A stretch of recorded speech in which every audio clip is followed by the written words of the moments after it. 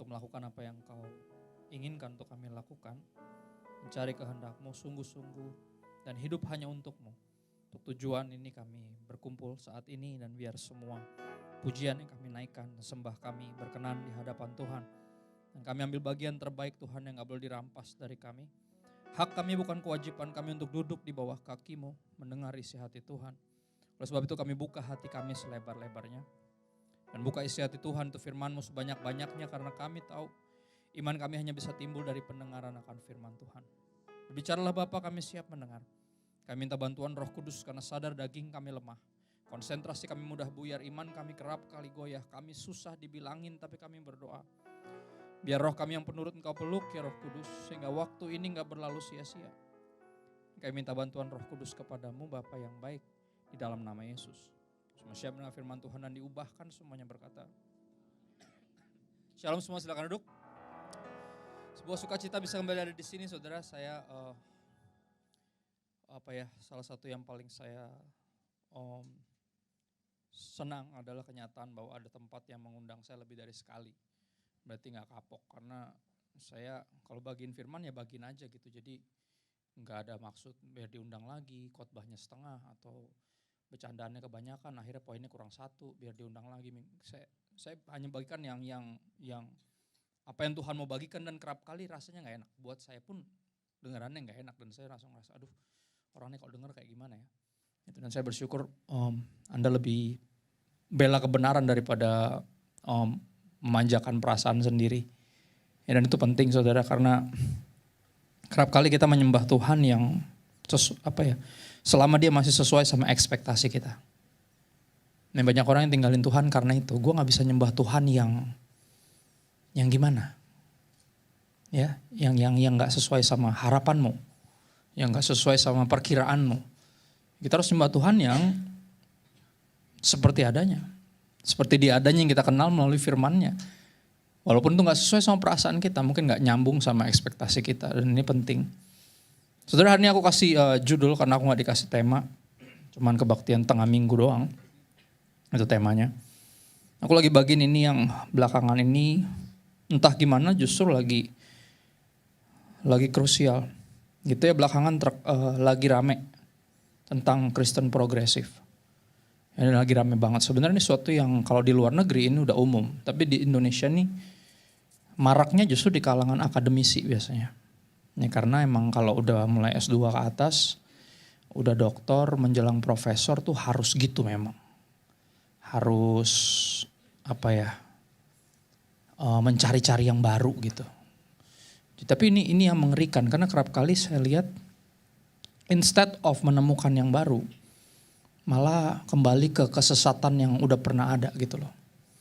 Ya makanya salah satu yang saya kagumi juga, bahkan yang saya minta untuk memberkati pernikahanku dengan istriku tahun 2010 yang lalu, ketika beliau lagi mengejar gelar profesornya pun, teologinya mulai agak lain. Ya, dan kita sampai bingung gitu, sampai nangis sendiri aku sama istriku, kok dia bisa sampai sini ya, gitu loh. Saya juga bingung, cuman pas tahu lagi mengejar lagi studi lanjut untuk gelar profesor, saya jadi ngerti. Gitu loh, kayaknya emang harus kayak gitu. Kalau di dunia fashion tuh ada istilah namanya fashionista. Kalau belum nista, belum fashion. Jadi mesti sampai bikin orang tuh kayak, kenapa sih baju gitu? Nah gitu, itu baru fashionista. Sebelum nista, belum fashion. Dan makanya di teologi juga ada begituan saudara. Kalau belum nyeleneh-nyeleneh yang agak nyerempet-nyerempet bahkan sesat gitu, kayaknya belum profesor gitu loh. Dan ini yang mengerikan, karena saya lihat ini lebih dari satu orang. Ini orang-orang yang saya kagumi. Makanya si progresif ini sebenarnya dia bergerak di kalangan akademisi, di mana mereka coba bergerak melampaui atau lebih dalam daripada Alkitab. Dan ketika lebih dalam dari Alkitab, bukan lebih dalam yang ada, kita lebih jauh, menjauh dari Tuhan. Makanya yang paling menonjol dari Kristen progresif adalah mempertanyakan semua basic doctrines dari kekristenan. Yang membuat berapa dari mereka, saya berani bilang, lu mestinya gak sebut diri lu Kristen karena lu udah bukan. Ya, ketuhanan Yesus dipertanyakan. Apakah Yesus perlu menyelamatkan kita? Penebusan dipertanyakan. Apakah kita firman Tuhan atau hanya berisi firman Tuhan? Dipertanyakan juga. Saya bilang kalau lu mempertanyakan hal-hal dasar dari kekristenan, lu bukan Kristen. Saya juga punya pertanyaan itu, tapi saya nggak berkutat di situ. Saya terus maju, ya belajar percaya bahwa firman Tuhan udah pasti benar dan saya udah pasti salah, gitu loh. Dan itu namanya progres. Dari kita sulit untuk percaya, tadinya nggak percaya sama Tuhan dan firman-Nya, jadi mulai percaya sama Tuhan dan firman-Nya, dan harusnya kalau progresif beneran, harusnya makin percaya sama Tuhan dan firman-Nya, bukan mundur. Tapi kalau kita tadinya nggak percaya, terus sempat percaya, akhirnya jadi nggak percaya lagi, itu bukan progres, itu regress. Itu regress. Dan yang paling dasar dari gerakan ini adalah mempertanyakan firman Tuhan. Saudara yang mempertanyakan firman Tuhan, kalau Anda ingat, yang pertama mempertanyakan firman Tuhan bukan manusia, tapi ular di taman. Dan adalah ngeri kalau kita nyaman untuk terus mempertanyakan firman Tuhan. Saya punya banyak pertanyaan tentang firman Tuhan, tapi saya tidak mempertanyakannya. Dalam artian saya tidak meragukannya. Saya percaya nih kalau saya belum ngerti, ini sayanya aja yang masih nyangkut. Nggak mungkin dia nggak mungkin salah. Ya, artinya ada bagian-bagian Alkitab yang kurang jelas yang bisa dijelaskan oleh bagian yang lebih jelas di Alkitab. That's how we read the Bible. Scripture interpret scripture. Firman mentafsirkan, menerjemahkan, menjawab firman. Jadi apa? Keep on reading. That's the key. Kalau ada yang membingungkan, ada yang kok gini sih kisahnya, maju terus, jangan berhenti. Ya kita nonton film deh. Kalau ada bagian yang menyebalkan, kita nggak berhenti. Kita lanjutin, pengen kelarin dulu filmnya, baru ambil keputusan film jelek atau bagus. Kalau cuma sampai bagian yang kita bingung terus kita berhenti, kita nggak bisa ambil kesimpulan bahwa filmnya jelek. Adalah konyol meninggalkan Tuhan di tengah jalan dari pembacaan firman Tuhan. Karena kita meragukan firman Tuhan. Ya ini intro doang dikit. Kenapa? Karena yang saya bagikan judulnya adalah Mind and Heart of Christ. Pikiran dan perasaan Kristus.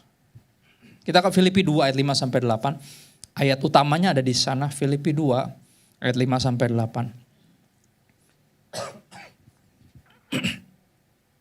Hendaklah kamu dalam hidupmu bersama menaruh pikiran dan perasaan yang terdapat juga dalam Kristus Yesus. Jadi the heart and mind atau mind and heart of Christ hanya bisa di-develop in community.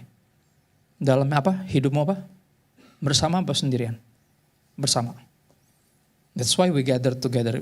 Itu kenapa kita bukan cuma ke gereja, tapi bergereja. Artinya kita mulai membangun kehidupan bersama sebagai sama orang percaya. Kayak berkeluarga aja, tapi bedanya keluarga rohani. Kenapa? Karena kita tahu sekali lagi mind and heart of Christ hanya bisa di-develop in community. Makanya sebelum dosa masuk ada yang gak baik. Ketika semuanya baik dan sangat baik, semua ciptaan Tuhan, Tuhan lihat, apa ada yang gak baik? Gak baik manusia sendirian. Dan ayat itu gak boleh dikerdilkan cuma sekedar masalah jodoh. Ya, artinya masih jomblo Anda bisa bernafas lega bahwa jomblo bukan dosa. Karena itu ayat bukan buat pasangan hidup nomor satunya, itu ayat buat komunitas. Ya jangan sampai kita sendirian. Bahkan di dalam kekristenan kita. Ya, iman itu teologi juga sama menurut saya. Harus personal but never private. Harus setiap kita memilikinya secara pribadi tapi gak pernah private cuma buat kita doang. Enggak. Dia harus bisa dibagi. Harus memberkati sekeliling kita.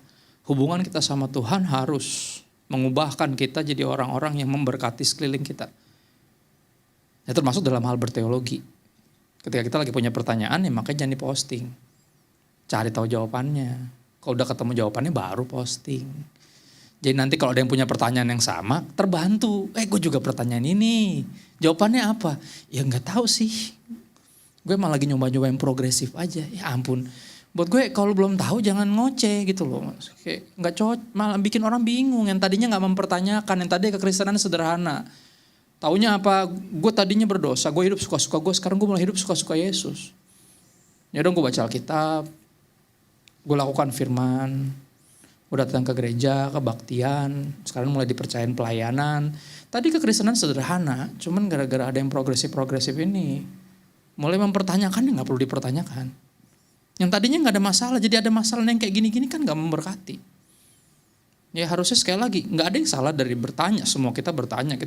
Makanya kalau ada yang mati pun secara duniawi kita disebut arwah penasaran, kenapa? Karena itu, memang penasaran dan Tuhan yang kasih kita otak. Yang memang mesti dipakai untuk berpikir. Tapi ketika masih mikir atau masih mempertanyakan, please jangan bikin statement dulu. Karena bikin orang yang tadinya gak mempertanyakan, jadi mempertanyakan. Dan itu problem. Ya kita lanjut lagi.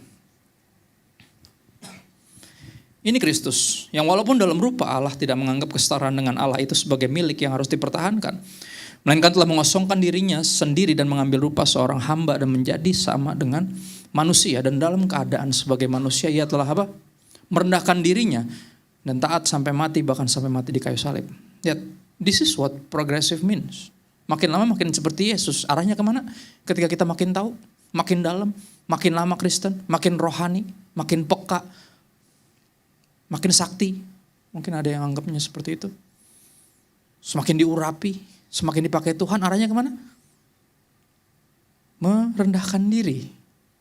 Sampai mati, bahkan sampai mati di kayu salib. Itu arah kita. Seperti Kristus. Kepada Kristus, bukan kepada yang lain.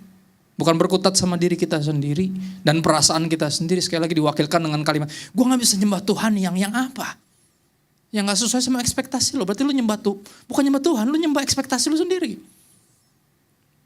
Jadi sepanjang pandemi berapa banyak yang tinggalin Tuhan Yesus karena gue gak habis pikir diambil suami gue.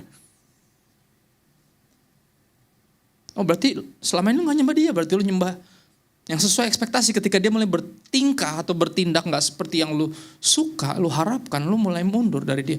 Berarti yang selama ini disembah siapa? Itu pertanyaan terdalam ketika kita mulai kepikiran untuk tinggalin Tuhan. Jadi selama ini yang gue ikutin siapa?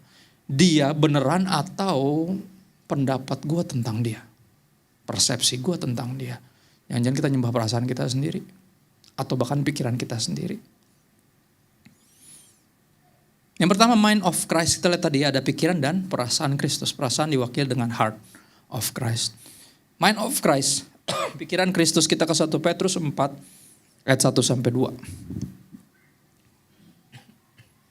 1 Petrus 4 ayat 1 sampai 2. Jadi karena Kristus telah menderita penderitaan badani, puncaknya di mana? Kayu salib, Golgota. Kamu pun harus juga mempersenjatai dirimu dengan pikiran yang demikian. Jadi dikatakan bahwa pikiran Kristus adalah senjata. Ya kalau bawa senjata berarti kita lagi ngapain? Ya masa lagi liburan bawa senjata, parno banget, nggak mungkin. Berarti kita lagi berperang nih. Nah ini yang kita mesti pahami, karena kalau kita baca Alkitab sungguh-sungguh, kita akan menyadari bahwa kehidupan kekristenan bukan cuma sekedar perjalanan. Atau bahkan petualangan, tapi peperangan. Makanya nggak bisa nyelon-nyelon gitu loh. Karena kita berarti kalau dalam peperangan berarti ada yang mau menyerang kita setiap saat. Ada yang berusaha menghancurkan kita setiap saat. Dan kita harus aware, harus waspada, harus hati-hati. Karena sekali lagi ini bukan cuma perjalanan atau bahkan petualangan. Tapi apa? Peperangan. Kalau dalam bahasa sportnya perlombaan. Perlombaan iman. Ya kan? Dan pikiran Kristus ternyata ada sebagai senjata. Dicatat di terjemahan Alkitab Amplified Bible ditulis bahwa gini, this is the mind of Christ. Ini pikiran Kristus. Being willing to suffer for doing what is right and pleasing God. Ini paradigma Kristus. Yang dipikirin cuma satu, ya, pleasing God. Menyenangkanmu, senangkanmu. Itu aja yang di pikiran saya. That's what matter most to me, to please you, my Father. Dan apa? Dia willing to suffer to do that. Kasarnya mendingan gue menderita daripada gagal menyenangkan dia. Dan kalau menyenangkan dia requires me to suffer, so be it. Anything for the kingdom. Mind of Christ, itu pikiran Kristus. Gak kayak kita. Kita ikut dia selama semuanya masih enak, ketika mulai menderita gara-gara ikut dia, kita mulai kepikiran buat mundur, nggak usah pura-pura, itu daging kita. Makanya kalau sariawan lagi di sebelah kanan, pasti kita ngunyahnya ke sebelah kiri kan. Pasti kita menghindari penderitaan itu, nggak mungkin.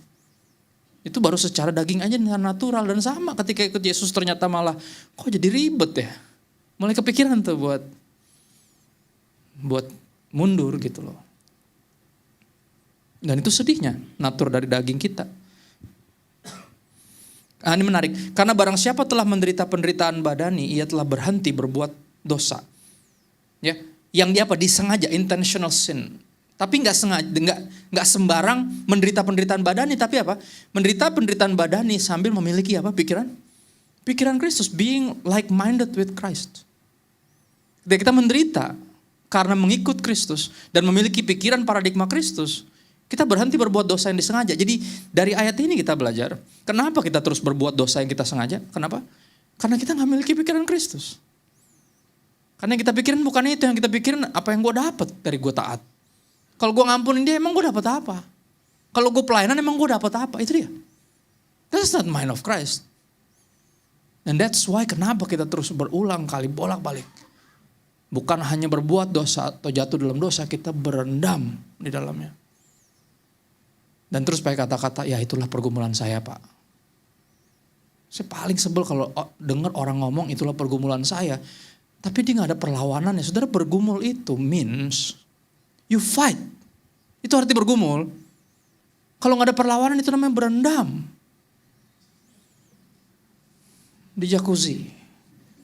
Banyak orang yang berendam dalam dosa, ngakunya bergumul. Enggak, pertanyaannya apa yang udah engkau lakukan untuk memerangi dosamu?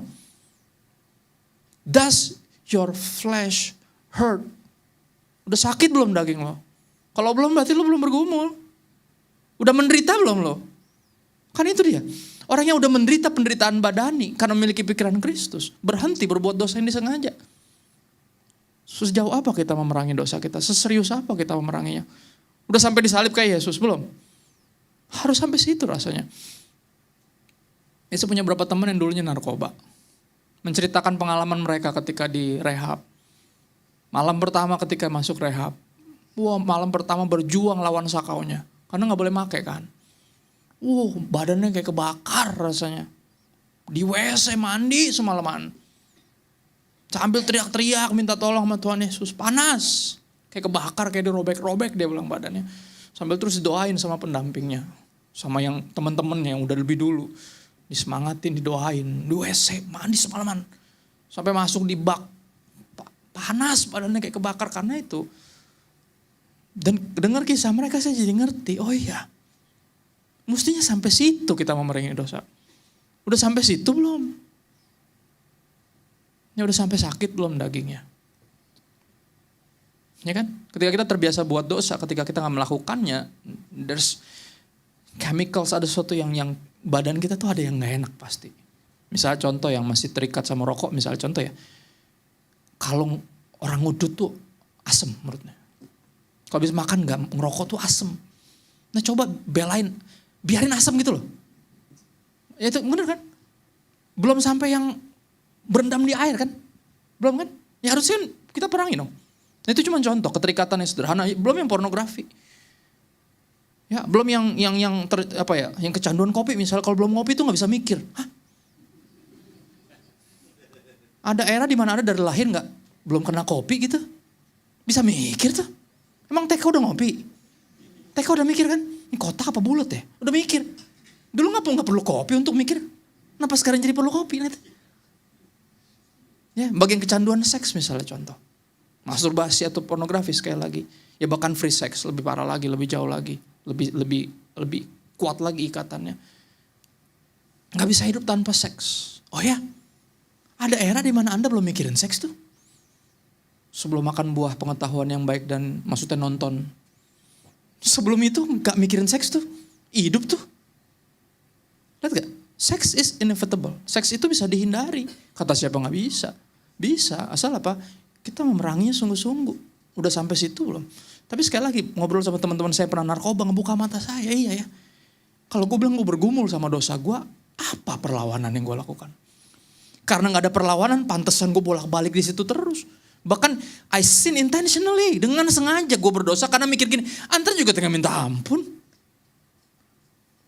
Tuhan kan maha pengasih lagi maha penyayang. Lah agama sebelah lu pakai ayatnya. Salah.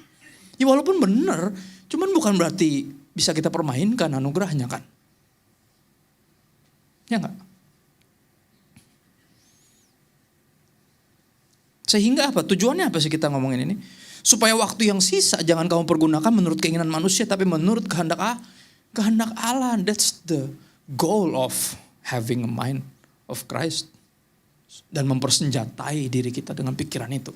Kenapa? Karena iblis selalu berusaha untuk menjatuhkan kita. Menggoda kita. Menghancurkan kita.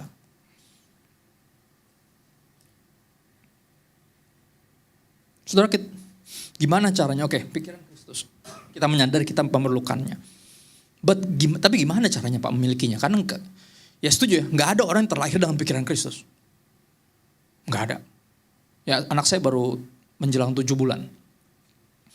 Ya saya percaya ada dosa turunan tuh gara-gara punya anak. Dulu dengar dari Alkitab. Cuman pas punya anak saya jadi ngerti ya, anak-anak ini nih bener-bener bawaan oroknya tuh dosa gitu loh. Nggak ada yang ngajarin dia bohong. Serakah atau minimal ngambek deh. Mau tahu kenapa anak kecil nangis?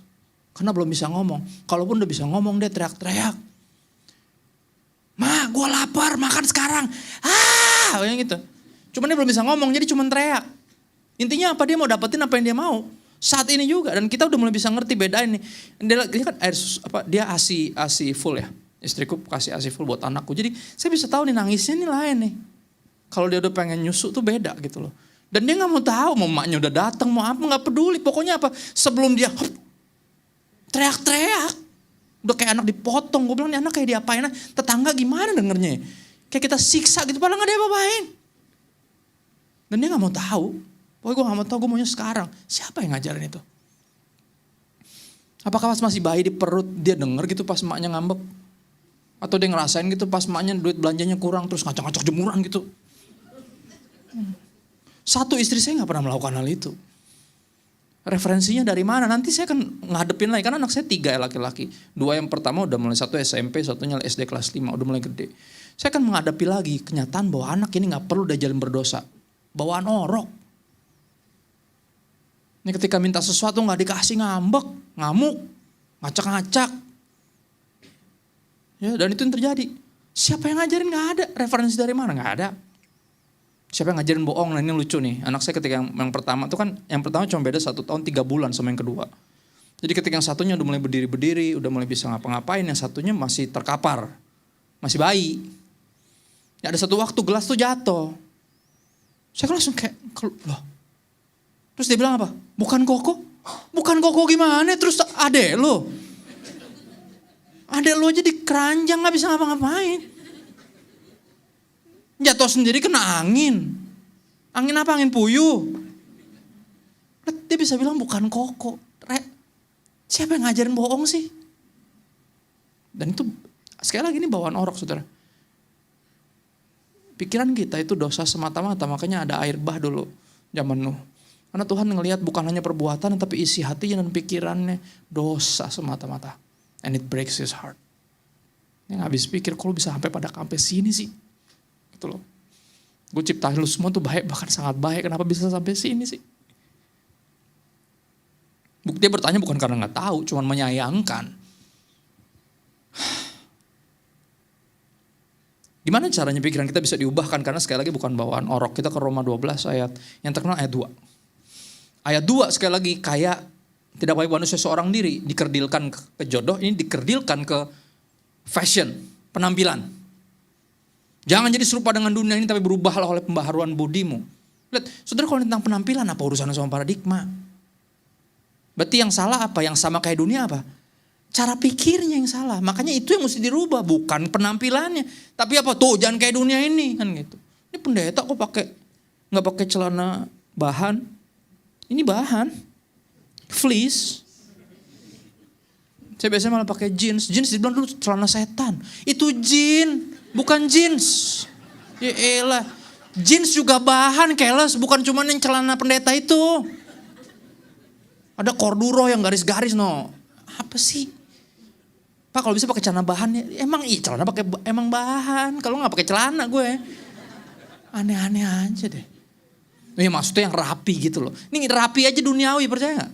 Ya iya kita belajar dari mana? Itu semua para CEO pakainya rapi semua. Kita belajar dari mereka, itu bukan dari sorga. Ya gak?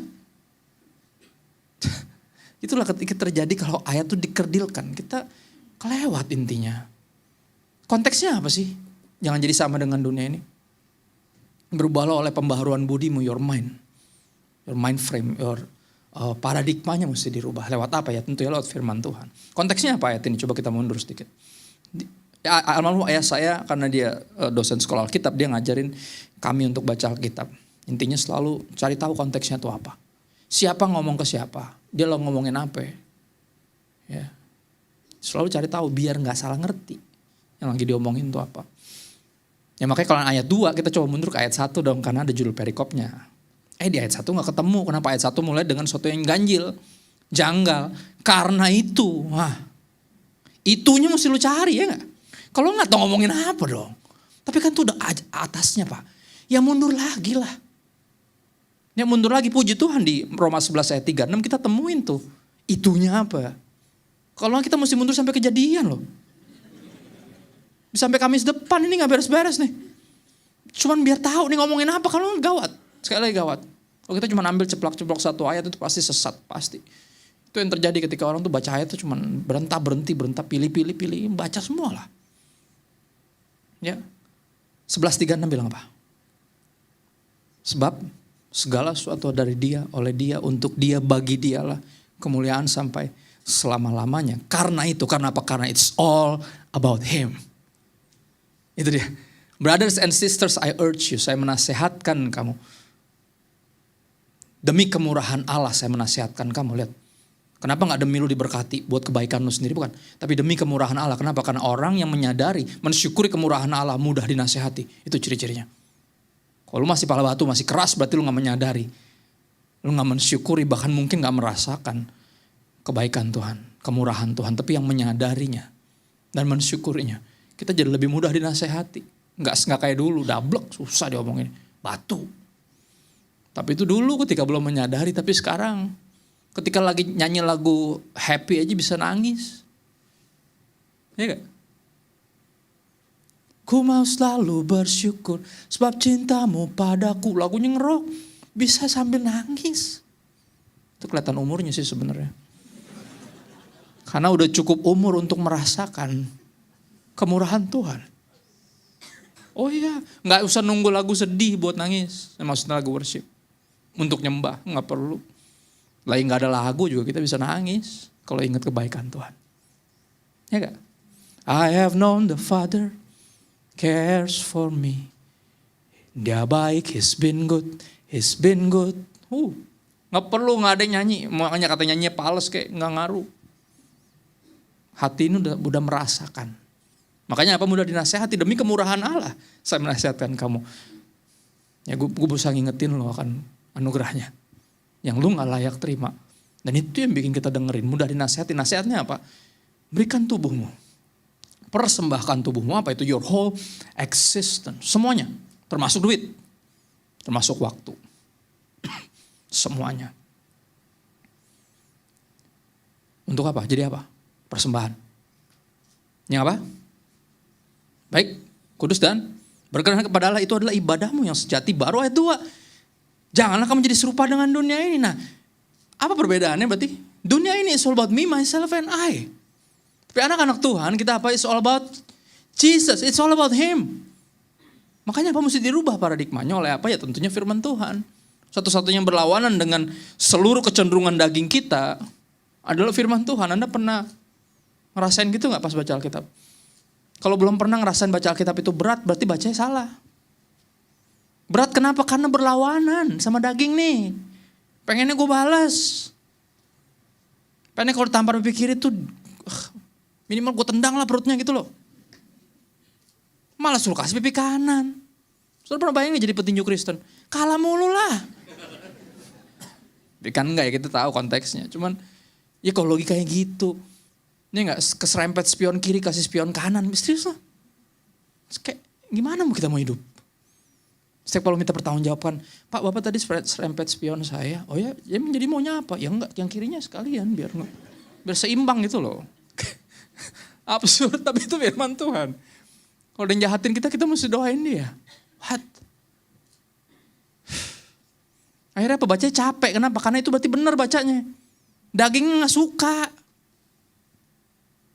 Ya, dagingnya gak suka. Makanya kita berat kalau baca Alkitab. Karena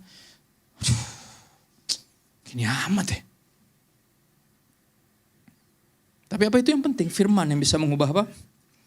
Paradigma kita. Sehingga kita bisa membedakan. Mana kehendak Allah? Kehendak Allah ciri-cirinya ada 3. Baik. Yang Tuhan mau berkenan kepada Dia dan sempurna. Sempurna artinya apa? Bukan cuma buat kebaikan kita. Tapi buat kebaikan semuanya itu sempurna. Kayak kita belajar nih bukan cuman buat biar pinter, berprestasi, naik kelas. Tapi apa biar pendidikan kita, ilmu kita ini bisa kita pakai buat kebaikan. Itu sempurna. Karena banyak orang, gini penjahat juga pinter ya gak?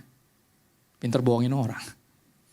Pinter nyari duit haram ya kan. Itu kan pinter buat dirinya sendiri. Makanya almarhum ayah saya selalu bilang orang tuh kalau mau sekolah Alkitab gitu ya. Pasti kan Anda tuh udah menemukan panggilan Tuhan. Jadi sekolah itu sebagai memperlengkapi panggilan itu. Memperlengkapi lu untuk pelayanan. Jangan masih gak jelas mau jadi apa. Ya kan, gak cukup pinter untuk di universitas biasa. Jurusannya juga gak tahu apa. Nakal, bokeh. Akhirnya masuk, udah sekolah Alkitab aja lah. Beasiswa lagi. Lu bayangin tuh. Datang gak punya panggilan. Gesrek. Terus diperlengkapi dengan pengetahuan teologi. Lulusnya jadi teroris. Bener gak? Itu yang terjadi. Nah inilah dia. Ya, makanya mesti dirubah dulu ininya. Baru semua yang Tuhan kasih, Tuhan percayakan bener dipakainya. Kalau gak kacau. Ya gak? Pikirannya masih manipulatif, dipercayain pelayanan. Ya elah. Jadi hamba uang dah. Ini gak dia pakai tuh duit-duit sumbangan buat dirinya sendiri. Ya dong, itu yang terjadi ketika ininya masih duniawi. Masih me, myself, and I, jadi semua pelayanan saya tuh, gue dapat apa emang kalau gue pelayanan, dimulai dari kata-kata itu aja dulu. Itu menunjukkan ini masih belum nih. Tapi apa? Puji Tuhan, ada firman Tuhan, Yohanes 16 ayat 12 sampai 14, kita mental sedikit ke situ. Tapi apabila ia datang, siapa ia? Yaitu roh kebenaran. Siapa? Roh Kudus, the Holy Spirit. Ia akan memimpin kamu ke dalam seluruh kebenaran. Ini karya Roh Kudus. Ngebantu kita baca Alkitab bukan ceplok sana ceplok sini satu ayat sesat. Roh Kudus gak akan bikin kita tinggal diam cuman suka satu ayat gak mau baca yang lain. Dia akan terus membawa kita kepada seluruh kebenaran. Dari Kejadian sampai Wahyu. Walaupun sekali lagi baca Alkitab gak mudah. Makanya kita beli buku. Saya banyak buku di rumah. Saudara mesti tahu. Karena apa? Karena saya baca Alkitab dan punya pertanyaan. That's how I built my library. Over time, bertahun-tahun kemudian udah kayak gudang buku tuh rumah. Karena banyak pertanyaan yang timbul dari baca Alkitab. Tapi tujuan saya cuma satu. Bukan beli buku yang bagus. Bukan, tapi pengen ngerti firman Tuhan. Itu aja. Jadi kalau dikumpulin tuh dari Kejadian sampai Wahyu tuh. Istri saya udah protes nih, rumah apa gudang buku sih. Ya ntar sabar, ntar dirapiin. Tambah kuliah, tambah berantakan, bukan tambah rapi. Ntar kalau Tuhan Yesus datang, ntar pasti rapis. Tapi itu yang terjadi. Ya, Roh Kudus akan bawa kita kepada memimpin. Kata-kata itu bagus banget. Artinya apa? Cuman yang mau dipimpin, yang bisa dipimpin. Dia memimpin, tapi kalau kita gak mau dipimpin, kalau kita rebel, membawa yang ngelawan mulu, gimana cara mimpinnya? Gak bisa. Maka ada pendeta-pendeta yang keras kalau ngomong tuh, Anda kalau gak mau dibina, Anda dibinasakan. Sudah, ngeri benar. Dibina atau dibinasakan, pilih sendiri. Gitu. Ya, hari ini saya datang dengan pilihan, di tangan kanan saya ada berkat, tangan kiri saya ada kutuk. Dia pakai ayat itu, pakai Musa. Waduh. Berkat kalau lu dengerin apa yang Tuhan bilang, kutuk kalau lu gak dengerin. Wadaw. Ini kalau Anda gak mau dibina, tinggal nunggu dibinasakan. Waduh. Tapi penting tuh dengerin yang gitu-gitu. Biar kagak leha-leha mulu kerjaannya. Kayak, ya udah ntar tinggal minta ampun. Kata-kata macam apa itu. Ya, dia selingkuh aja dulu ntar tinggal minta maaf sama istri. Kayak apa sih? Bahkan dalam hubungan yang percintaan aja yang kayak gitu tuh gak banget gitu loh. Antar juga tinggal minta ampun, istri gue juga pasti ngampunin. Dia gak tega kalau ngeliat muka gue. Kan mata gue kayak Puss in Boots. Kayak, sorry deh beb. Shhh, apa sih? Enggak. Manusia bisa Anda begituin, tapi Tuhan. Dibilang apa di ujung dari ayat ini, saya coba rangkum. Ia akan memberitakan kepadamu, siapa? Roh Kudus, roh kebenaran akan memberitakan kepadamu hal-hal yang akan datang. Saudara, bahkan orang Kristen beberapa gak bisa bedain ramalan sama nubuatan. Apa bedanya? Ramalan adalah apa yang akan terjadi. Nubuatan, apa yang akan Tuhan lakukan. Fokusnya bukan di apa yang akan terjadi, tapi di Tuhannya. Jadi kalau bicara hal-hal yang akan datang, ini bicara tentang siapa yang akan datang. Tak lama lagi Tuhanku datanglah, bawa aku masuk sana. Ini kadang saya berharap orang tuh kayak orang lebih kusyuk tuh kalau lagi kebaktian orang mati tuh gak? Tapi itu yang Amsal bilang, bener gak? Lebih baik ke rumah duka daripada ke rumah pesta. Kalau di rumah duka lu diingetin, Hidup lu cuman kayak gitu.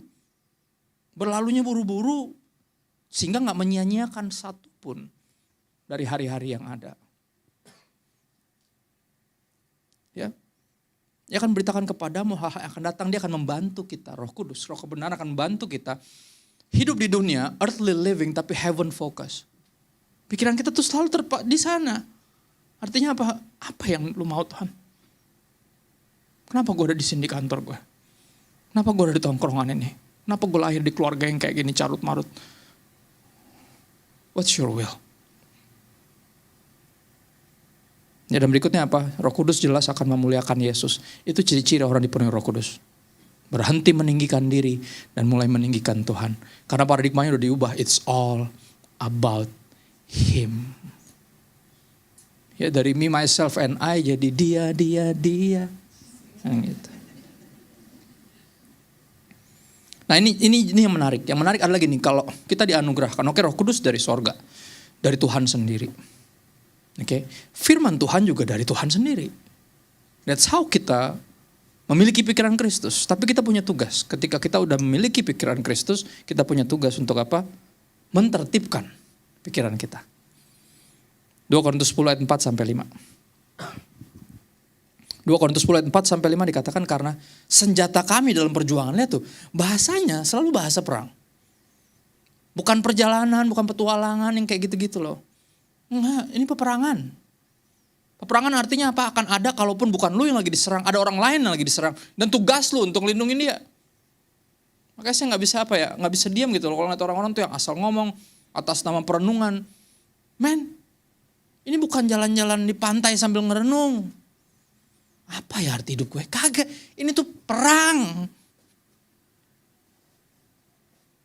Dan kalau bukan lu yang lagi diserang, berarti ada yang lain lagi diserang dan tugas lu. Untuk cover the back of your friend, of your loved ones. Ketika dia lagi meleng, lu yang jagain dia. Karena senjata kami dalam perjuangan bukanlah senjata duniawi.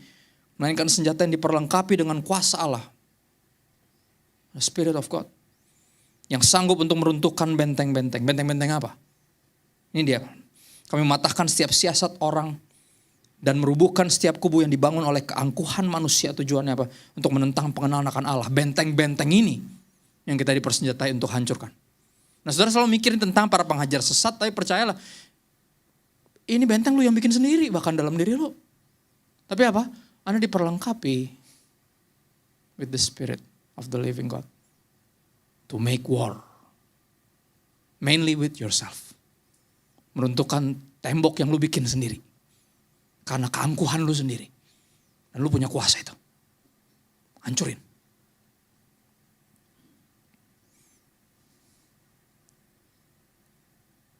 Gimana caranya? Nah ini dia, gimana caranya untuk hancurin itu? Ini menarik. Dengan apa? Kami menawan segala pikiran. Interesting. Dan menaklukkannya kepada Kristus. That's how we do it. Ini caranya kita mentertibkannya. Karena dia liar, terlalu kreatif. Ya, bahasa langsung di jalannya namanya ngeres.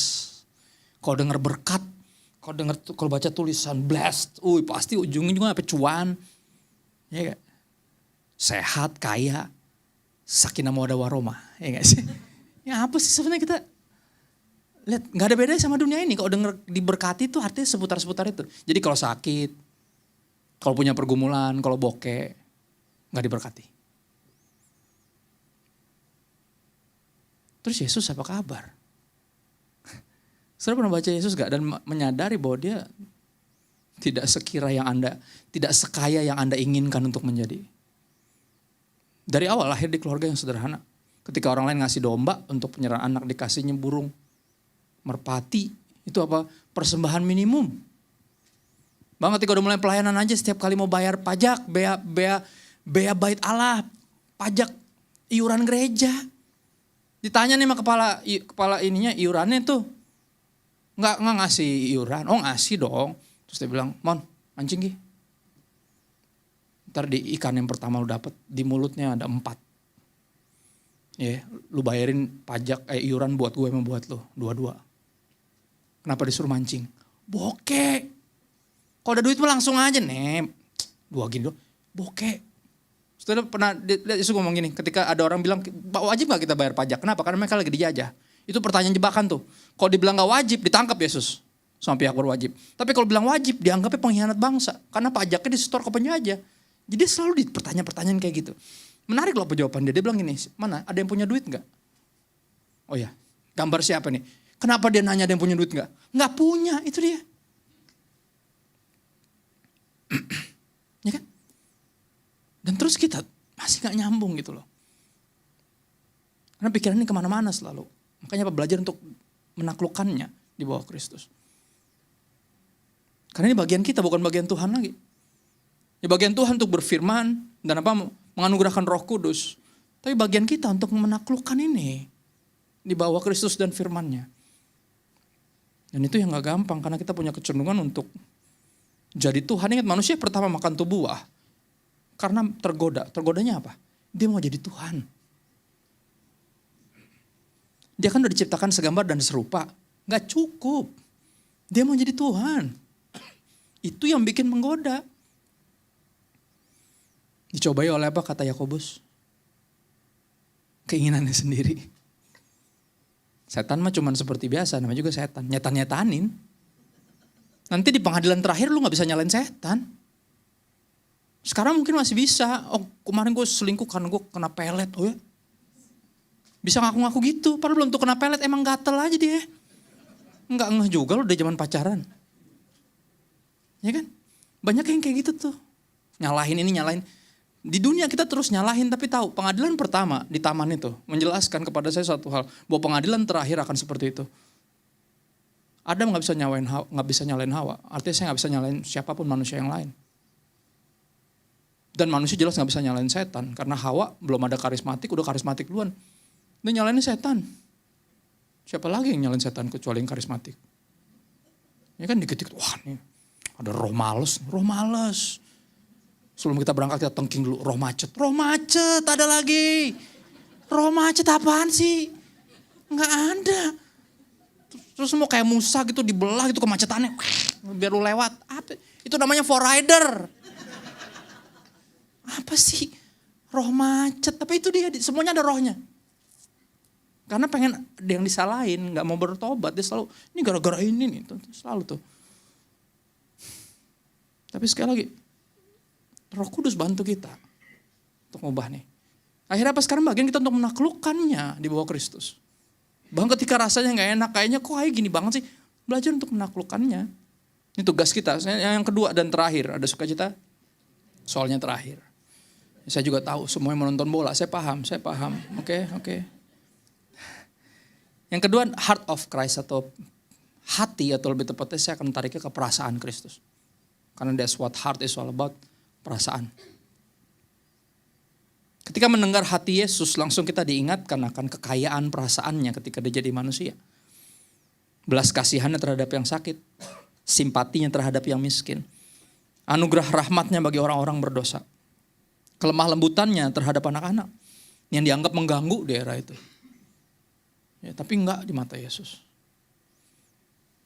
Ketegasannya dalam mencela kemunafikan, kesombongan dan kekerasan Yesus tuh. Kelembutannya di hadapan lawan-lawannya kayak enggak ngelawan gitu loh ketika lagi ada. Ya, semangatnya bagi kemuliaan Bapanya dan kegembiraannya atas rencana kasih karunia yang misterius. Saudara ingat ada satu momen di mana walaupun di Alkitab enggak tercatat Yesus berbahasa roh. Tapi ada satu bagian yang saya mencurigai dia berbahasa roh. Walaupun enggak ditulis. Dia bilang apa? Maka bersukacitalah Yesus dalam roh. Terus dia ngomong apa? Bapa, aku bersyukur kepadamu bahwa hal-hal ini, the secret of the kingdom of heaven, kingdom of God, engkau nyatakan bukan kepada orang-orang pandai dan raja-raja, para pembesar, orang-orang pintar, tapi kepada anak-anak kecil ini. Interesting. Kayak bilang apa? Lu kalau gak jadi kayak anak kecil, bukan childish ya, tapi childlike. Dengan iman sederhana yang polos, simple. Gak jelimet. Atas nama progresif. Sederhana ya, lurus-lurus aja. Gak aneh-aneh. Ya kalau dia bilang apa? Kalau gak kayak gitu lu gak bisa masuk kerajaan surga. You miss the point. Ya. Yang pertama, heart of Christ.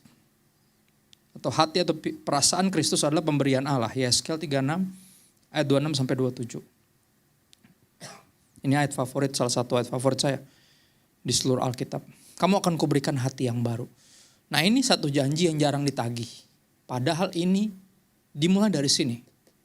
Your new life in Christ. Lahir baru tuh dimulai di sini. Hati yang diganti sama hatinya Tuhan. Tapi kerap kali itu yang terjadi, kita suka nagih janji yang bukan dijanjin ke kita. Tuhan ngomong sama Abraham, kita yang kegeeran. Tuhan ngomong sama Yusuf, kita lagi yang kegeeran. Tuhan janji sama, misalnya contoh deh. Yabes. Yelah. Apaan sih?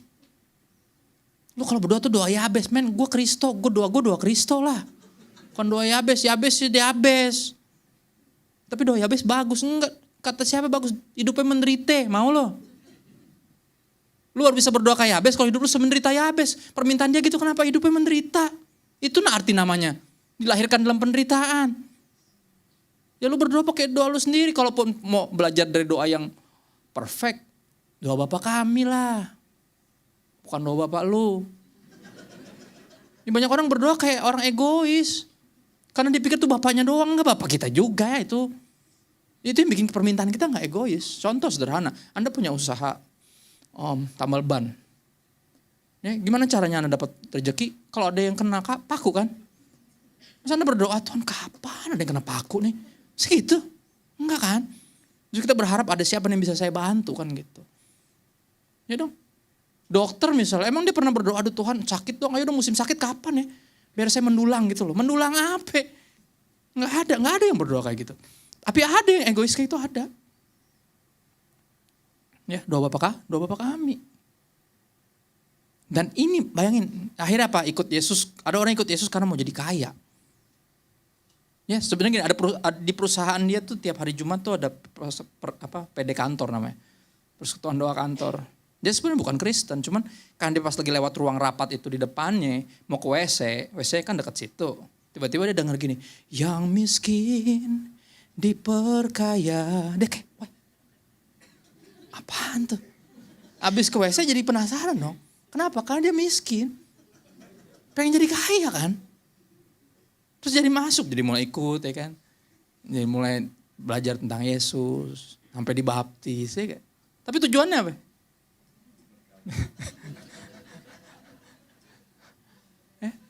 Itu bukan Kristen, itu pesugihan guys. Ya bener. Kok pesugihan tuh apa sih artinya? Lu rela nyembah siapapun dan melakukan apapun. Supaya jadi sugih. Supaya jadi kaya. Dan itu bukan kekristenan walaupun dalam nama Yesus. Motivasi udah salah. Ya kita udah nyoba berbagai pengobatan dari alternatif sampai progresif. Semuanya udah dicoba. Nggak ada akhirnya apa? Oh dibilang dalam nama Yesus kesembuhan. Akhirnya Anda ikut Yesus. Cuma mau sembuh. Dan ciri-cirinya apa gampang? Pas udah sembuh cabut. Karena udah dapetin apa yang diinginkan. Ketika udah kaya cabut. Ketika udah sukses cabut. Ketika udah gak jomblo lagi udah lupa. Berapa banyak orang yang gitu. Yang dulu masih jomblo. Rajin bener kebaktian tuh. Tiap kebaktian ada dia. Kan di gereja kan ada aktivis ya. Dia lebih aktif dari aktivis. Ekstremis dia masuk kategorinya tuh. Tiap kategori ada dia. Bayangin dari kebaktian wanita nih dia pada dia laki. Gila gak tuh? Tapi itu dulu pas masih jomblo. Pas udah pacaran ya elah. Udah mulai jangan gue terus dong yang main drum. Minta digantiin. Tadinya kan dia 4 kali tuh main drum dia semua tuh. Ganti-gantian lah. Kan malam minggu gue juga mau pacaran lah. Jangan tiap minggu dong gue main drum. Tiap Sabtu. Gue kan juga pengen jalan-jalan. Ini kan malam minggu kan gitu. Nah, malam yang panjang kan gitu. Gue juga pengen pacaran ganti-gantian dong. Udah mulai tuh. Ya melipir halus. Lama-lama muntaber, mundur tanpa berita.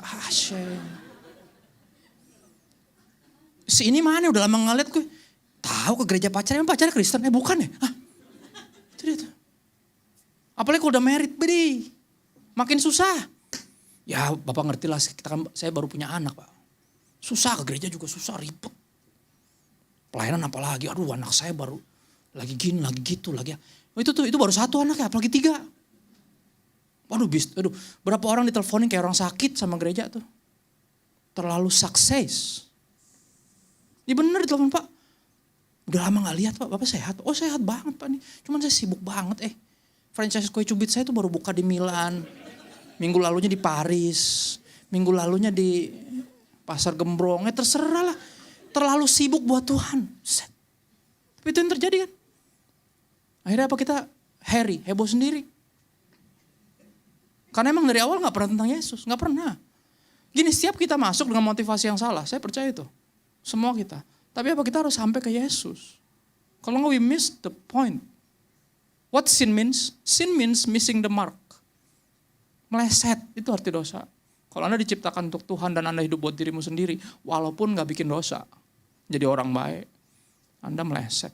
Dan itu ngeri, itu meleset yang paling ngeri. Maka di hari terakhir ada banyak orang yang teriak-teriak, bukankah kami sudah bernubuat demi namamu? Ih, dahsyat loh itu. Bernubuat itu menyampaikan isi hati Tuhan. Berarti ini bukan pendeta sembarang, bukan orang Kristen biasa. Mengusir setan demi namamu. Widih, siapa yang lebih terkenal pendeta-pendeta selain yang Ghostbuster kayak gitu? Dicari. Kerasukan di LA bisa nyari sampai ke Cirende. Cuman buat ketemu nih orang nih gak bisa, kesetanan. Gue kenal tuh pendeta di Cirende. Cirende mana nih?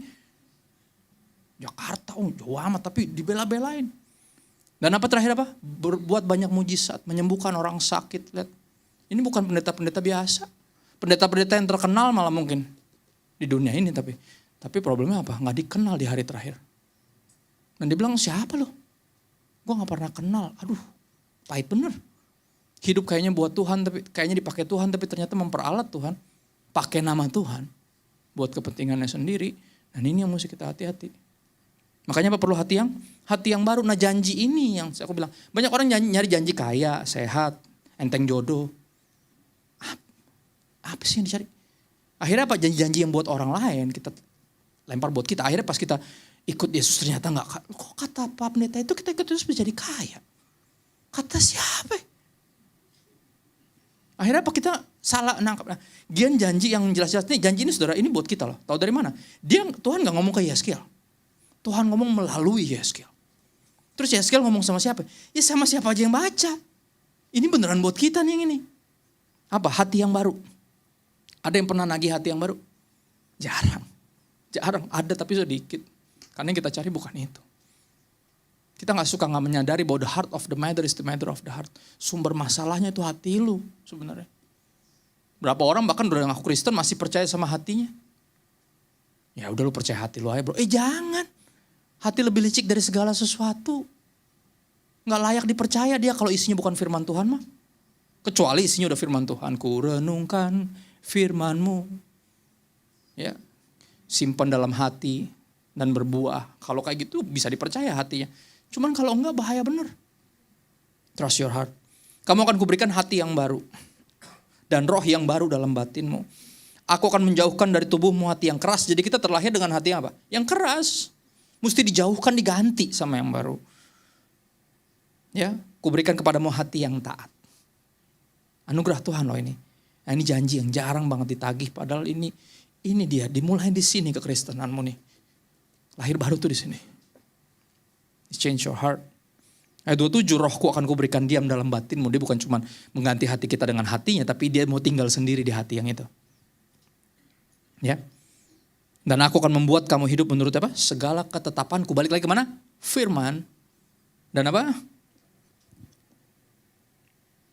Tetap berpegang pada firmanku dan melakukannya. Ya, hati yang seperti Kristus punya. Hati yang dari Tuhan. Adalah apa? Pemberian Allah. Kenapa? Karena terima atau gak terima, sekali lagi seperti pikiran Kristus. Perasaan Kristus atau hatinya Kristus juga bukan bawaan orok. Kita ke Roma 7 ayat 18 sampai 19. Roma 7 18 sampai 19 dan 24 sampai 26 aku pakai bahasa Indonesia masa kini. Kalau di depan belum ini, tapi kayaknya mudah-mudahan udah ya. Wes, dahsyat. Aman. Yuk. Saya tahu bahwa tidak ada sesuatu pun yang baik dalam diri saya. Yaitu di dalam tabiat saya sebagai manusia. As a human being. Rasul Paulus bilang, ini bukan sembarang orang nih. Saya mau coba mengingetin doang. Dia bukan cuma baca Alkitab, dia nulis Alkitab. 75% perjanjian baru itu suratnya kepada jemaat di sini, di situ, di sana. Dan orang ini menyadari kenyataan ini. Sebagai manusia gak ada yang baik dalam diri gua. Jadi kalau dari kita ada yang mengira kita cukup baik, you're wrong. Itu kesalahan terbesar manusia. Makanya saya nggak bisa tuh menyebut orang tuh baik dan mulia karena nggak ada. Bahkan ketika saya bilang mama yang baik sama mama saya, enggak ada yang baik, cuma Tuhan doang. I'm just your mom.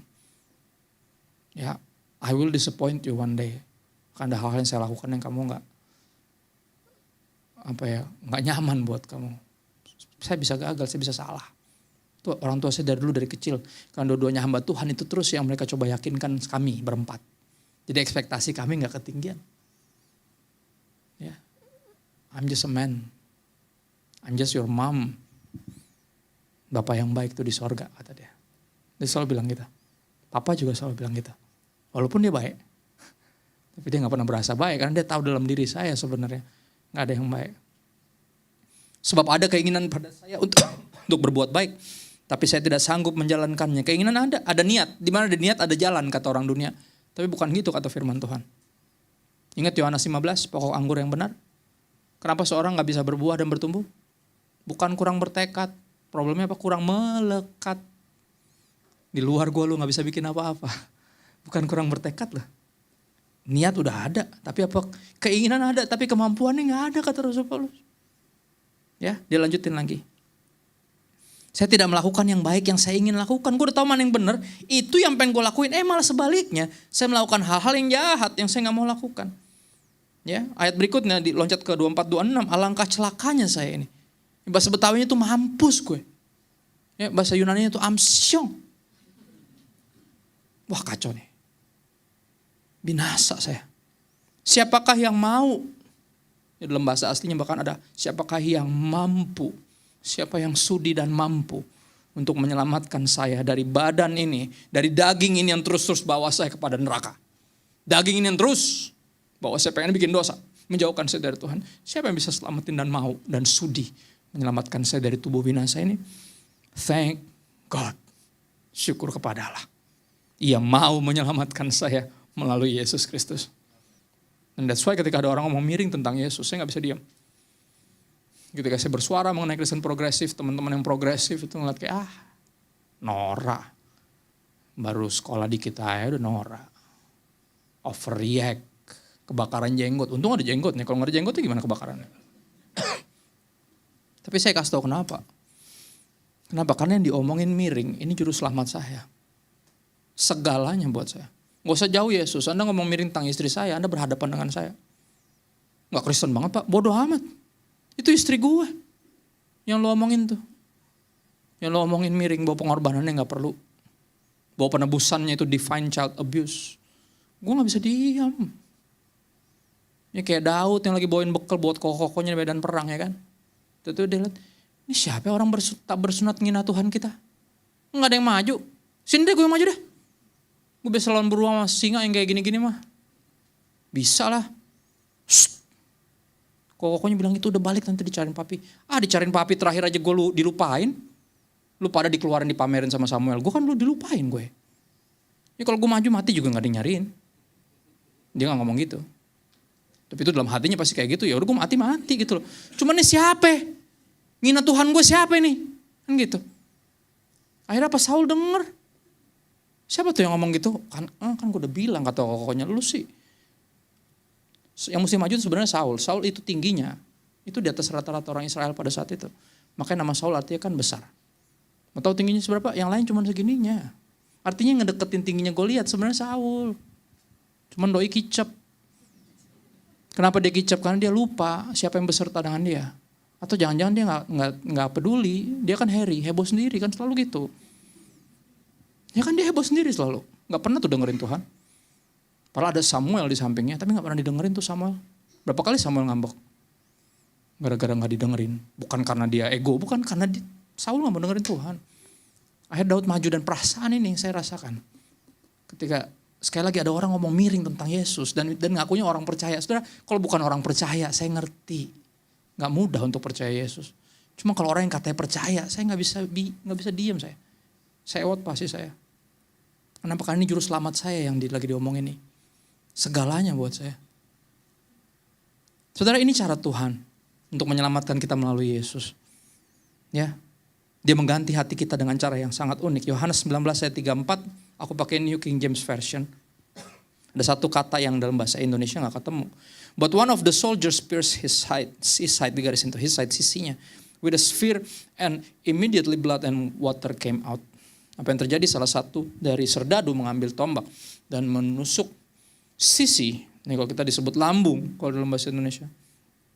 With a spear, dengan tombak, dan ketika itu juga mengalirlah aliran darah dan juga habis itu air. Kenapa? Karena darahnya habis setiap tetesnya untuk setiap dosa kita. Dia mengasihi kita sampai titik darah penghabisan. Wow. Keluar air. Dan yang di sini para ibu yang udah punya anak, yang pernah melahirkan anak secara normal pasti ngerti ketika anak itu lahir dia nggak sendiri. Ya, ada darah dan air yang keluar. Ya, jadi itu penggambaran juga buat kelahiran. Kenapa? Karena ketika Yesus mati, kita lahir. Anda mesti paham itu. Makanya saya coba connect ke kata yang sama ketika ini muncul tapi di Kejadian kali ini. Kejadian 2 ayat 21. Jubilee Bible tahun 2000 nulis gini. And the Lord God caused a deep sleep to fall upon Adam and he slept. And he took one of his side, the same word, and closed up the flesh in its place. Apa yang terjadi di sini? Kelahiran siapa di sini? Hawa. Saudara, kelahiran manusia paling aneh di dunia, kelahiran siapa?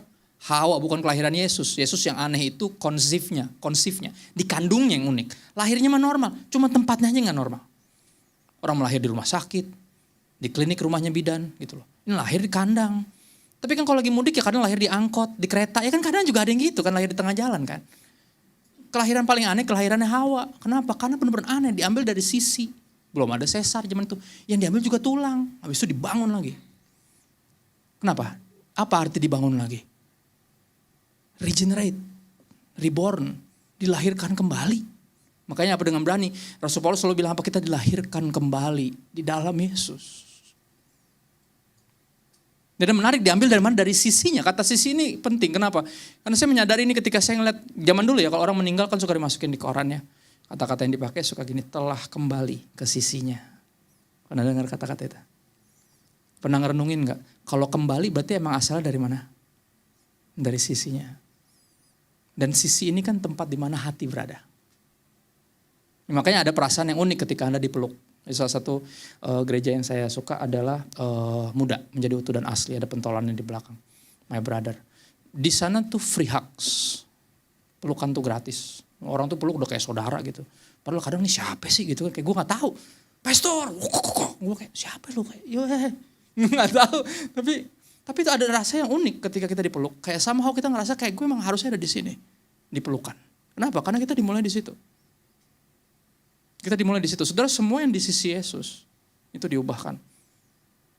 Ya, ingat penjahat di sisi Yesus. Apa yang terjadi?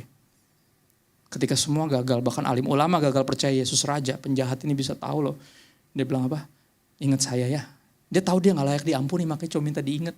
Dia penjahat. Ingat saya kalau engkau datang dalam kerajaanmu. Kalau engkau masuk dalam kerajaanmu. Yesus bilang apa? Hari ini juga. Lu bersama gua. Di mana soal di mana? Udah di sisinya. Tapi ada yang gak bertobat? Ada juga.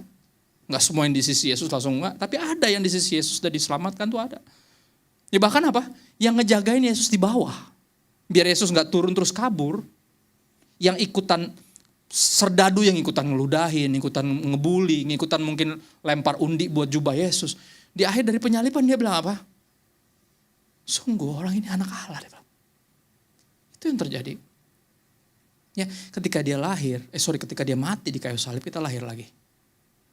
And that's the beauty of the gospel. Kita dilahirkan kembali dengan cara apa? Dia seolah gini. Ada orang yang bilang secara medis Yesus itu matinya heart failure, gagal jantung. Atau dalam bahasa hubungannya tuh die by a broken heart. Dia mati itu patah hati. Karena orang-orang yang dia datang untuk tebus, mereka teriak salibkan dia. Ketika dia nengok ke atas, yang atas juga memalingkan wajah. He die broken hearted. Kenapa? Dia broken hearted biar hati kita yang udah rusak diganti. Sama hatinya dia, sama dia sendiri. Jesus is the heart of God. Maka kita dikasihnya dia. Walaupun dia bisa kasih kesembuhan, bisa kasih kekayaan. Tapi dia kasih dirinya. Dan adalah menyedihkan kalau kita kelewat dari yang terpenting dari kekristenan, yaitu dirinya, Tuhan sendiri. Dan kita punya tugas sekarang kalau kita udah dianugerahkan hati yang baru. Bahkan rohnya untuk tinggal sendiri. Dia mau tinggal di sini loh. Bukan di hati yang lama, makanya diganti dulu sama hati yang baru. Ya dia mau tinggal sendiri di sini. Tugas kita adalah menjaga hati. Ya, Anda pasti ingat lagu pujian ini. Jagalah hati, jangan kau nodai. Jagalah hati, cahaya hidup ini. Gitu ya. Lagu kayak pernah denger Pak, emang iya. Ngambil dari Alkitab itu. Ya. 1 Petrus 2 ayat 1-5 dan 9-10 aku rangkum jadi 3 ayat ini. Ini yang terjadi, kita harus jaga hati kita. Saya pernah sering dengar orang tuh doa tuh suka salah. Tuhan, jaga hatiku Tuhan. Enggak, kata Tuhan, lu gue suruh jaga hati lu. Gue ganti hati lu tapi lu yang jaga, bukan gue lagi yang jaga. Kita suka gitu dah. Yesus bilang ini, pergi jadikan semua bangsa muridku. Ini lakukan ngapain? Doain bangku. Ngapain? Lu pergi nyari jiwa, bukan doain bangku. Undang dulu, kalau udah diundang baru doain bangku, gak apa-apa. Undang juga kagak pernah. Tuhan kirimkan jiwa-jiwa, kata Tuhan. Lu gue suruh nyari, lu suruh gue ngirim lagi yang. Kenapa lu jadi nyuruh gue lagi sih sekarang? Itu yang terjadi. Kita disuruh jaga hati nih dengan segala kewaspadaan, kan dari situ timbul apa kehidupanmu. Tercermin kehidupanmu, keluar kehidupanmu. Disuruh jaga hati sama Tuhan, malah kita doa suruh dia lagi jaga. Kata Tuhan, ini kenapa sih orang-orang ini? Tugas kita jaga hati saudara, dan ini cara kita jaga hati. Karena itu apa? Buanglah segala kejahatan yang dulu memenuhi hatimu yang lama itu. Jangan diambil lagi, jangan dimasukin lagi, jangan. Itu yang bikin hati lu hancur. Lu buang, jangan dibalikin lagi. Gak usah diinget-inget. Ya. Buang segala kejahatan, segala tipu muslihat, segala macam kemunafikan, kedengkian dan fitnah. Buang, itu cara kita jaga hati kita. Dan jadilah sama seperti bayi yang baru lahir, yang selalu ingin akan air susu yang murni dan yang rohani. Apa itu? Firman Tuhan. Jadilah orang-orang Kristen yang kayak lahir baru, yang emang selalu pengen dengerin firman. Gak bisa gak dengerin firman. Baru kemarin kebaktian, pengen kebaktian. Itu yang terjadi. Bayi kan gitu, tiap 2 jam pengen nyusu. Jadilah seperti itu, yang bergantung sepenuhnya sama siapa? Sama Tuhan. Seperti seorang bayi bergantung seutuhnya sama ibunya. Dan gak bisa dikasih makan yang lain sebelum nanti bisa campuran di umur 6 bulan. Ya kan, bisa gak kita ambil mode itu? Gak ada yang lebih penting dari kita selain yang dari Tuhan sendiri. Firman-Nya, yang apa? Yang olehnya kamu bertumbuh dan beroleh keselamatan, yang berkuasa untuk membuat kita bertumbuh dan apa? Menyelamatkan kita. Nah menarik, ayatnya gak titik, tapi koma. Kenapa? Karena ini bicara perasaan. Bicara hati. Jika kamu benar-benar telah mengecap kebaikan Tuhan.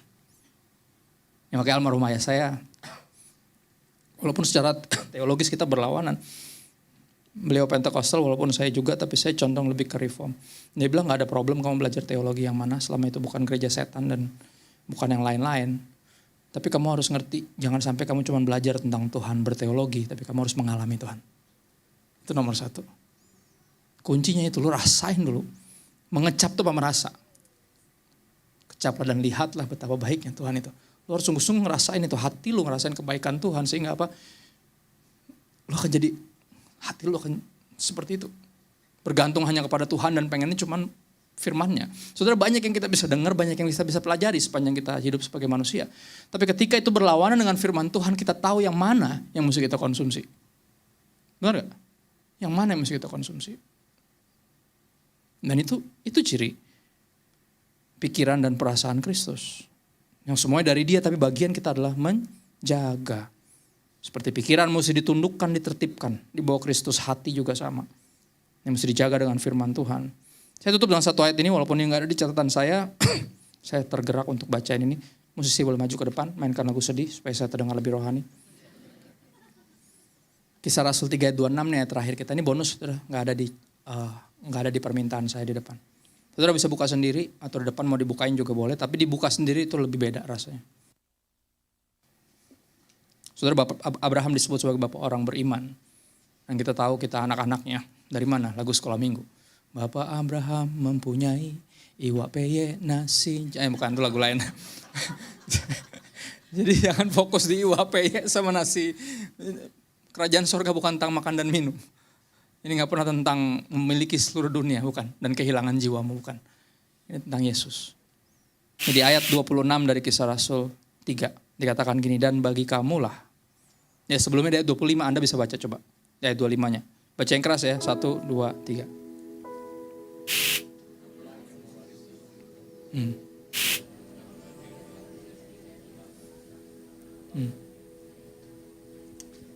Ya. Bener ya. Dan ini ngomongin tentang siapa? Keturunanmu. Bicara tentang Yesus.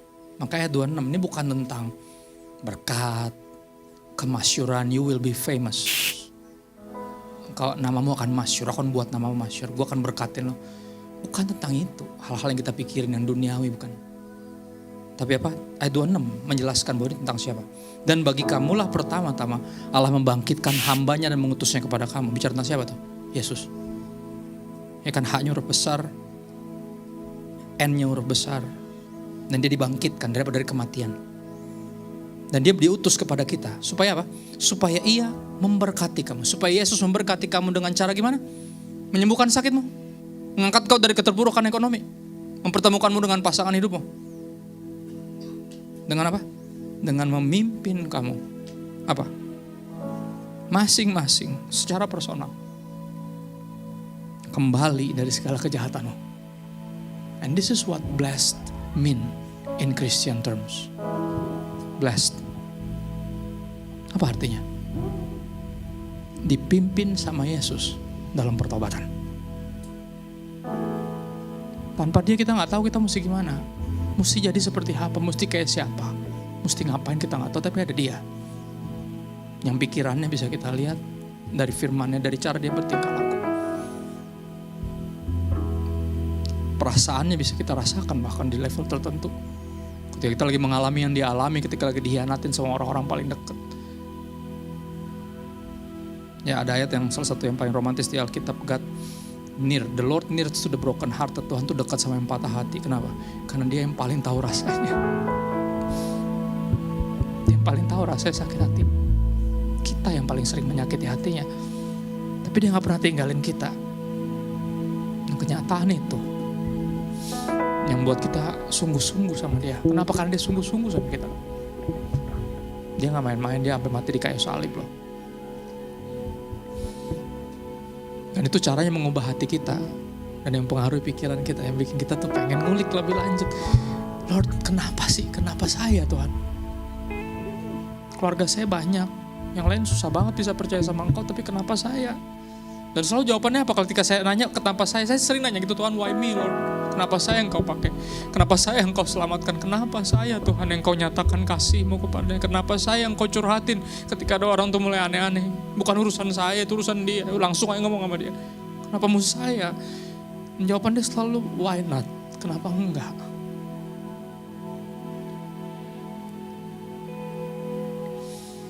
Dan saya berdoa sungguh-sungguh biar Roh Kudus berkarya. Yang saudara minta yang Tuhan janjikan, minta hati yang baru. Dengan senang hati akan dia berikan. Justru dia nungguin momen itu Lord. Makanya tiap generasi kita bernyanyi kan. Ya gak? Ubah hatiku seputih salju, change my heart. Ubah hatiku seputih hatimu, setulus salibmu kasihmu. Yesus, ya. Ubah hatiku seperti hatimu, kudus berkenan bagimu, bagaikan emas yang murni. Bentuk hatiku selalu, biar ku menjadi ciptaan baru, bebas dari semua yang jahat, serupa dengan gambar-Mu. Sucikan ku, kuduskan hatiku. Tuhan, every generation screams the same truth. And you know what? Ini yang dia janjikan, dan dia bukan manusia yang bisa ingkar janji. He wait for you to ask. Kan udah disediain. Udah tergantung 2000 tahun yang lalu hatinya. Terluka di hadapanmu demi Engkau.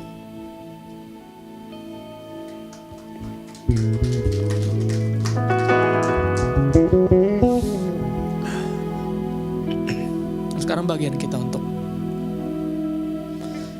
mulai konsumsi apa yang dia katakan. Mulai belajar jangan terlalu banyak dengerin yang lain-lain. Ingat manusia pertama jatuh dalam dosa karena dia gak dengerin Tuhan. Dia dengerin perasaannya sendiri. Dirasa-rasa kayaknya emang enak nih buah nih. Dan menjanjikan apa? Gue bisa jadi kayak Tuhan. Dia lebih dengerin perasaannya sama setan. Dan konyol kalau kita terus menerus melakukan hal yang sama. Ngulang yang itu lagi. Gak belajar apa dari kesalahan? Ayolah, berikan porsi lebih banyak buat firman Tuhan. Banyak berita yang lain yang kayaknya berteriak untuk kita baca. Tapi ya udah cuks, tahu gak usah terlalu diikutin banget gitu loh. Ini banyak orang lebih hafal roster pemain MU tahun 2024 daripada murid Yesus. Tapi ngakunya Kristen. Gak tanya 12 murid Yesus siapa ya? Kagak inget. Gak pemain MU aja apal bener. Timnas tuh apal tuh. Bahkan yang baru naturalisasi dia tahu. Dahsyat. Itu kita suka apa ya? Gak jelas gitu loh. Di hal-hal yang gak penting kita seriusin. Gimana mesti kita seriusin, kita diemin. Kita cuekin. Dan kita cuma cari kalau kita lagi kenapa-napa. Dan hari ini jadilah seperti bayi yang baru lahir. Yang tahu ini yang penting. Dia yang penting. Kehendaknya yang terpenting. Ayo tundukkan pikiranmu di bawah Kristus. Baca Alkitab dengan rasa takut dan gentar akan Tuhan. Tapi juga dengan kasih. Karena mengagumi, gue gak nyangka dia mau mati buat gue. Show me your will. Heal my heart and make it clean. Open up my eyes to the things unseen. Show me how to love like you have loved me.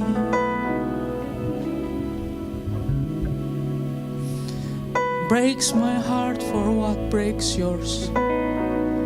And everything I am for your kingdom come. As I walk from earth into eternity. Refnya bilang apa? Hosanna, Hosanna, Hosanna in the highest. Ada yang tahu arti Hosanna? Hosanna artinya selamatkan saya. Sekarang selamatkan saya. Hosanna, Hosanna, Hosanna in the highest. Nyanyikan dari hatimu, minta tolong sama Tuhan. Hosanna, Hosanna, Hosanna in the highest. Pertolongan kami datang dari tempat yang maha tinggi. Hosanna, Hosanna, Hosanna in the highest. Hosanna in the highest. Hosanna in the highest. Kami bersyukur jauh sebelum kami minta tolong, pertolongan sudah datang. Jauh sebelum kami minta, Kau menyelamatkan kami, Kau udah menyelamatkan kami. Jauh sebelum kami tahu apa itu cinta, Engkau udah mengasihi kami. Dan jauh sebelum kami tahu buat siapa kami hidup, Engkau udah mati buat kami. Dan selamanya kami bersyukur. Izinkan kami memiliki pikiran dan perasaan-Mu Yesus. Sehingga hidup kami gak sia-sia. Waktu kami gak banyak, tapi biar waktu yang sisa kami gak pakai buat kehendak sendiri. Tapi melakukan kehendak Tuhan. Dalam segala area hidup kami, apapun peran kami. Kami minta bantuan Roh Kudus supaya mampukan kami jadi pelaku firman, bukan pendengar saja. Dan kami minta bantuan Roh Kudus kepada Bapa yang baik dalam nama Yesus. Supaya siap melakukan firman. Karena memiliki pikiran dan perasaan Kristus. Dalam nama Yesus semuanya berkata, amin. Thank you.